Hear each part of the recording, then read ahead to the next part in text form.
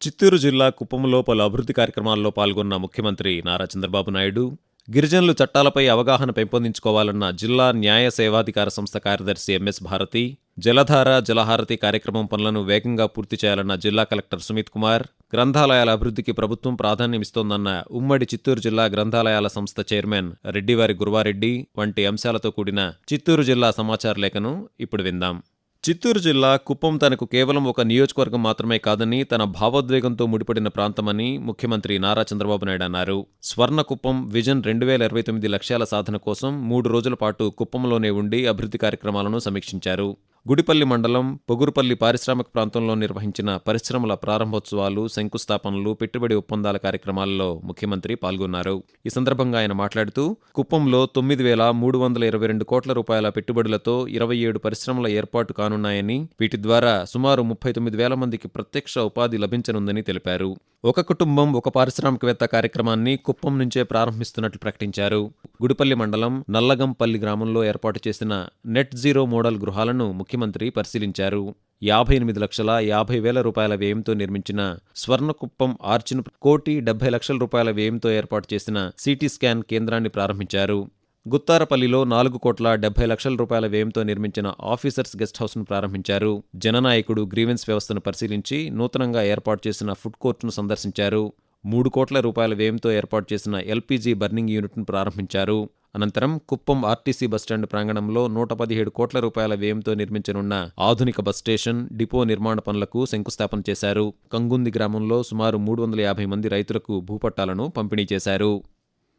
గిరిజనులు చట్టాలపై అవగాహన పెంపొందించుకోవాలని జిల్లా న్యాయ సేవాధికార సంస్థ కార్యదర్శి, senior civil judge MS Bharat పిలుపునిచ్చారు. చిత్తూరు జిల్లా బంగారుపాళ్యం మండలం కొలవారిపూర్ ఎస్టీ కాలనీలో రోప్స్ స్వచ్ఛంద సంస్థ ఆధ్వర్యంలో నిర్వహించిన న్యాయ విజ్ఞాన సదస్సులో ఆమె ముఖ్య అతిథిగా పాల్గొన్నారు. ఈ సందర్భంగా ఆమె మాట్లాడుతూ, గిరిజనులు చట్టాలపై అవగాహన పెంచుకొని తమ హక్కులను పరిరక్షించుకోవాలని సూచించారు. బాల్య వివాహాలను అరికట్టడంతో పాటు చిన్నారులపై లైంగిక దాడులను నిరోధించేందుకు అమల్లో ఉన్న పోక్సో చట్టంపై ప్రజలకు అవగాహన కల్పించారు. చిత్తూరు జిల్లాలో ప్రతిష్టాత్మకంగా చేపట్టిన జలధార జలహారతి కార్యక్రమం పనులను వేగంగా పూర్తి చేయాలని జిల్లా కలెక్టర్ సుమిత్ కుమార్ అధికారులను ఆదేశించారు. ఈ సందర్భంగా కలెక్టర్ మాట్లాడుతూ, జిల్లాలోని చెరువులకు నీరు చేరే ఫీడర్ ఛానళ్ల పునరుద్ధరణ ద్వారా భూగర్భ జలాలను పెంపొందించుకోవటం ఈ కార్యక్రమ ప్రధాన లక్ష్యమని తెలిపారు. జిల్లాలో 3,106 చెరువులు, 3,935 ఫీడర్ ఛానళ్లు, 665 క్యాస్కేడ్లు ఉన్నాయని చెప్పారు. మొత్తం 1,177 పనులకు ఆమోదం లభించగా వాటిలో 1,123 పనులు పూర్తయ్యాయని, మిగిలిన 54 పనులు పురోగతిలో ఉన్నాయని వెల్లడించారు. ఉపాధి హామీ పథకం కింద చేపట్టిన ఈ పనుల ద్వారా 14,94,000 పని దినాలు కల్పించి కార్మికులకు 38,84,00,000 రూపాయల వేతనాలు చెల్లించినట్లు తెలిపారు.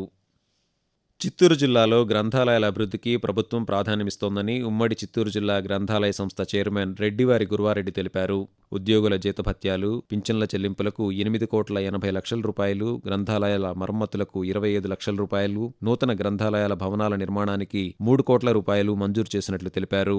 గ్రేడ్ 1, గ్రేడ్ 2 గ్రంథాలయాలకు కంప్యూటర్ల కొనుగోలు కోసం 20 లక్షల రూపాయలు, ఫర్నిచర్ తదితర సౌకర్యాల కోసం 50 లక్షల రూపాయలు కేటాయించినట్లు చెప్పారు. ఉద్యోగుల భవిష్య నిధి సంస్థ ఈపీఎఫ్ఓ పరిధిలో యజమానులు, సంస్థలకు సంబంధించిన పెండింగ్ పీఎఫ్ నష్టపరిహార కేసుల పరిష్కారానికి విశ్వాస్ 2026 పేరుతో ప్రత్యేక వివాద పరిష్కార పథకాన్ని అమల్లోకి తీసుకొచ్చినట్లు ప్రాంతీయ PF commissioner BT Satish Kumar తెలిపారు. కేంద్ర కార్మిక ఉపాధి మంత్రిత్వ శాఖ ఆధ్వర్యంలో ఈ పథకం జూన్ 29వ తేదీ నుంచి 6 నెలల పాటు అమల్లో ఉంటుందని ఆయన ఒక ప్రకటనలో తెలిపారు. నష్టపరిహారం ఉత్తర్వులను న్యాయస్థానాల్లో సవాలు చేసిన కేసులు, తుది ఉత్తర్వులు జారీ అయినప్పటికీ పూర్తిగా లేదా పాక్షికంగా వసూలు కాని కేసులు, నోటీసులు జారీ అయినా తుది ఉత్తర్వులు వెలువడని కేసులు, అలాగే నష్టపరిహారానికి సంబంధించిన నోటీసులు ఇంకా జారీ కాని కేసులు ఈ పథకం పరిధిలోకి వస్తాయని తెలిపారు. ఈ పథకం కింద అర్హత కలిగిన యజమానులు ఈపీఎఫ్ఓ ఎంప్లాయర్ పోర్టల్ ద్వారా డిజిటల్ సిగ్నేచర్ సర్టిఫికేట్ లేదా ఈసైన్ ఉపయోగించి ఆన్లైన్లో దరఖాస్తు చేసుకోవాలని సూచించారు. మీరింతవరకు చిత్తూరు జిల్లా సమాచార లేఖను విన్నారు. వచ్చే నెల మరింత సమాచారంతో మళ్లీ కలుద్దాం. రచన విఆర్ చంద్రశేఖర్, చిత్తూరు జిల్లా ఆకాశవాణి ప్రతినిధి. వ్యాఖ్యానం వై బాలకృష్ణ. సమర్పణ ప్రాంతీయ వార్తా విభాగం, ఆకాశవాణి విజయవాడ కేంద్రం.